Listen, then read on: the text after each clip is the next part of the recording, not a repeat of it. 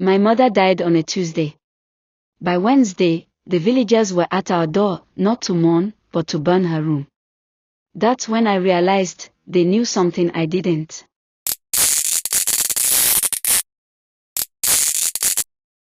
My name is Sarah. I lived with my mother in a small village surrounded by hills and rivers. Her name was Grace. But everyone in the village just called her Mama Grace. She was calm, kind, always mixing herbs or praying for people. Sick children.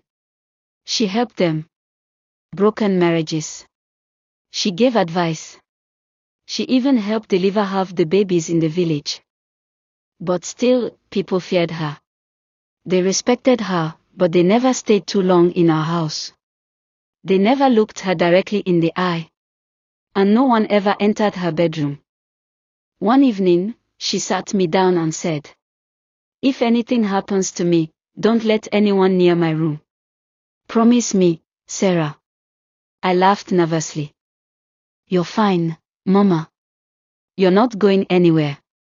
She just looked at me and said quietly, "You don't know who I am yet." That night, she died in her sleep. The next morning, 3 elders and 2 church women came to our house. One elder said, "Sarah, your mother was a special woman. But her spirit must not linger. We need to burn her room before sunset." I was shocked. "Burn it? Why?" They exchanged looks, then said, "Because that room holds things your eyes should never see." I remembered my mother's last words. So I blocked the door and shouted, "Nobody touches that room." I promised her.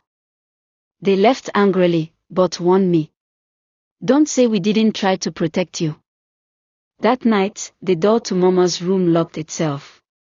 I didn't even touch it. At exactly midnight, I woke up to the sound of a mirror breaking. I ran to Mama's room. It was still locked, but I could hear someone inside, walking. Then, through the silence, I heard my mother's voice. "Sarah, don't be afraid. Come inside.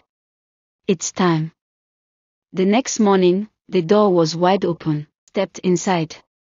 The air was warm, like someone had just left. The room had candles on the floor, bowls of herbs, feathers, and a tall mirror covered in black cloth. I pulled the cloth off.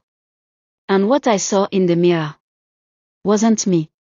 It was my mother, young, powerful, standing in a dark forest. She was talking to a tall spirit with glowing eyes. The mirror flickered.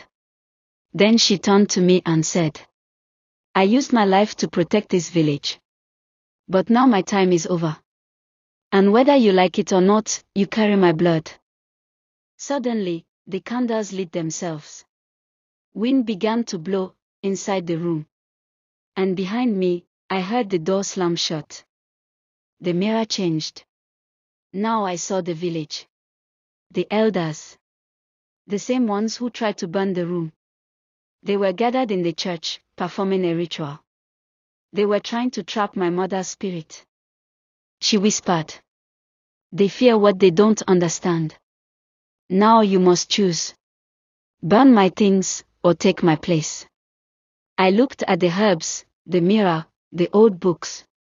And I said, "If you protected this village, then I would too." The room shook. The mirror broke into pieces, and from the glass, a new book appeared in my hands. That night, I lit Mama's last candle and said her name 3 times. The air shimmered. And for one last moment, I saw her smiling at me. Then, she was gone. The next morning, the same elders returned. This time, they didn't speak. They just bowed and said, "Welcome, Keeper. We are now in your hands." And that's how I found out. My mother was the village witch, and now, I am too. The end.